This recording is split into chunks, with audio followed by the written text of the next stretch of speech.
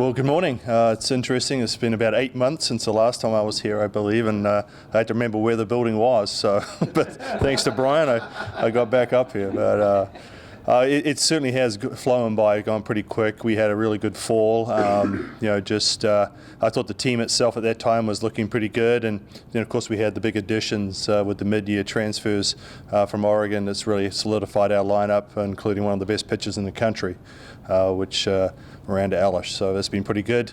Right now we're 7-1. We played an excellent tournament last weekend in St. Petersburg, Clearwater, which was almost like a mini World Series, so to speak. There were that many good teams there.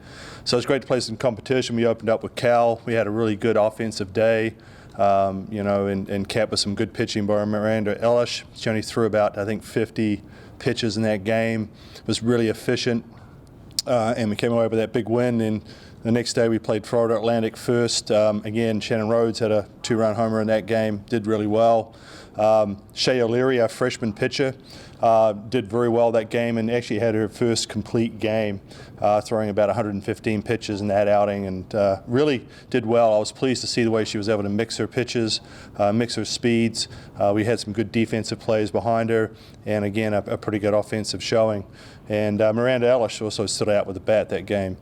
Going into the second game against LSU, the wheels fell off just a little bit. We had a couple of errors or pitching mistakes early on. Brooke actually pitched pretty well. Brooke Bollinger started for us. Had 5 strikeouts in 3 innings, or 2 complete innings, and a couple of hitters. So it was getting a lot of swings and misses, but made some mistakes against one of the best hitters in the country, Amanda Sanchez, and we were down 2-0 early. And then we brought Ari Adams in with bases loaded, nobody out, and she did a tremendous job of wriggling out of that jam with about 1 run. And then later on made a mistake to one of their hitters, and we went down by 7. But what I liked about that game, and you start to look for turning points in the season, you want to see how your team handles adversity. And I thought that that game right there, we never gave up. We battled right to the end. We hit a lot of shots at people. And so the 7-1 score, was, even though it looked bad on the scoreboard, I think it was a little closer than what that score said. So following day, played Kentucky. Again, one of those times that you want to see how you do against a top SEC team. We know them from last year with Oregon, and that's an excellent team, really good hitters, senior leadership on that club. We went ahead early. Went down 2-1, battled our way back, went ahead on Miranda Elish's 2 RBI double, and then I don't know if she felt sorry for him or wanted more pitching, but gave the run right back up on a big home run. So I felt it was time to bring in Brooke Bollinger, and she got out of that jam with 3 straight batters, and we were able to score in the bottom of the 7th for our first walk-off win of the year. So at this point, I think we're doing well. Obviously, you know the news about Taylor Ellsworth. It was a big loss for us. She's been our cleanup hitter. I think she's already having a very, very good year. So it was kind of a big loss at that time, but to tell you the truth, I think we just kept going forward, basically next man up, so to speak, or next woman up.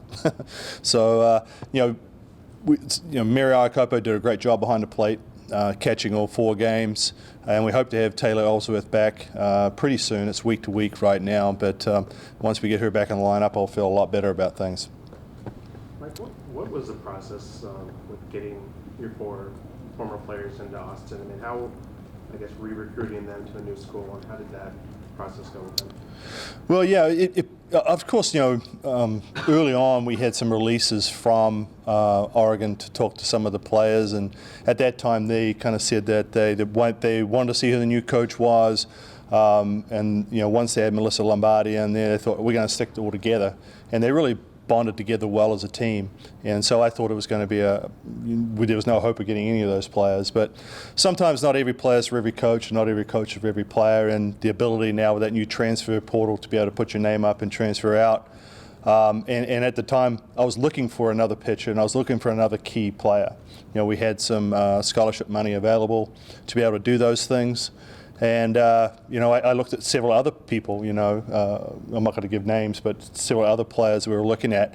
But all of a sudden that portal came up, we saw Elish's name there, and it's like, man, we can't pass up on this one. We have to try and get her and go after her really hard, along with Lauren Burke, who we know is a She's just a young player, but she can be a playmaker herself with the bat, and we were looking for some more power. So those two were the first, and I thought really that was going to be it. But we did have some money left back that we were able to maybe get a late transfer, depending on what happened. And then, of course, Mary Iacopo was the next piece, and I was looking for a catcher. There was another catcher now, Martinez, who actually ended up at Texas A&M, was the initial catcher we were looking at, but she, had to do some things. But in the meantime, Iacopo came up, and it was like, okay, I know Mary Iacopo. She can catch. She's a good power hitter. She's only a sophomore, gives us 3 more years in the program, so I went after her hard, and we were able to land her.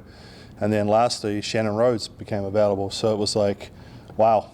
So it started off as no one, and all of a sudden 2, then 3, then 4. So it wasn't the plan all along to bring in 4 Oregon transfers. If there were 4 players from different clubs, I'd take them on their own merit. Obviously, you can't predict the future. Yeah. Taylor was going to get hurt, but with knowing that now, how big was Mary's transfer into the program? Well, it was huge, and that was one of my, if you talk to my staff, you'll know that I had some real reservations about going into the season with only 1 catcher. I mean, anything can happen. You're probably one of the players that's more susceptible to injury than anybody else, is that catcher, maybe a first baseman, something like that. But it was like, right now, looking back, we're going, thank goodness for that. Are you going to just ride Mary the rest of the way, or are you going to try to maybe try out someone else and give them some time? No. Especially with a lot of games coming up. Yeah, my belief is you have to always prepare for the unexpected. And so that means preparing MK Teta right now as our backup catcher. She caught a little bit in youth grades. We tried her out in the bullpens last week. She looked pretty good. She can handle the pitches. But, of course, it's different once you get her in game situation. There's batters out there and everything else. Jaden Holker's also been catching a little bit for us. So, again, another emergency reserve. I also know Lauren Burke was a catcher somewhat, not very much in high school. She caught her sister, Shauna, who was a pitcher at Boise State. So she was able to catch at a push too. So we do have some emergency plans in place. Coach, how nice is it this early in the season for the team to be able to see that they can win in a variety of ways?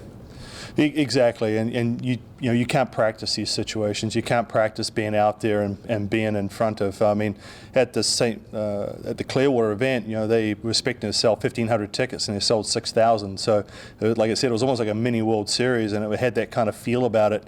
And so, being able to play in those circumstances is a lot different than just practicing against yourselves and just seeing how we responded and the way we reacted to some adversity. We had a tough loss against LSU, but we bounced right back, and that's what we wanted to see. Were you better than expected at 7-1? I was hoping we'd go 3 and 4, 3 out of 4 down there. I mean, it's hard because you're away from home for the first time. You're still juggling with the lineups a little bit. You're trying to find out who can play where and who can do what. So obviously I didn't want to be down 7-1. I thought we should have scored a few more runs, and we gave up more runs than I thought. But overall, I'm pleased with being at 7-1 right now. Where are you ahead? Where are we head right now? I think just the way we're hitting the ball, I think we're hitting a lot of line drives, and I think that's pretty good. So I think that part of the game, our plate discipline was really good, and that's one of the things we figured out, that we weren't swinging at enough strikes. We're taking too many good pitches, and that was our nemesis against LSU. We did not have very good plate discipline, and that's why we lost. We're behind a little bit in the short game. The bunting, sacrifice bunting, drag bunting, those kind of things. We need to work more at that. Defensively, a little bit of concern. We've had a few more errors than I thought we would have. But sometimes, you get away from the manicured fields of UT and you play on some public fields. And, of course, not making excuses, but there were some bad bounces for both teams. But having said that, hopefully going forward we'll tighten that up too. Coach, you've seen improvement already this season, but where do you believe the expectations for this team should be by the end of the year? Well, we're shooting for the College World Series. I mean, I'm not going to, it's like the big elephant in the room. You're not going to hide it, So it is what we want. That's our mission, is to get back to the College World Series, and that's where it's at. That's why we play. But first things first, it's about being better at all phases in the game. My belief is a team that does the fundamentals the best typically wins. works the process. I mean, all these cliches you want to do, but it's really the truth. The game can be broken down into small pieces, and we have to execute those small pieces. So that's obviously from that point, it's to be competitive in the Big 12. Almost said Pac-12, right? But caught myself there. So, but in the Big 12, some habits die hard, but be competitive in there, and that means getting some hopefully one game off Oklahoma. If we can win 2 out of 3, that's great. But we want to be competitive there. We want to be able to competitive against a good OSU team. Baylor's tough. Texas Tech. I mean, it's the Big 12 is getting better, which is great for everybody in that. And then of course to make the postseason and hopefully finish in the top 16 so we can host a regional. Defensively, how are you feeling about left side of your infield, third base, shortstop?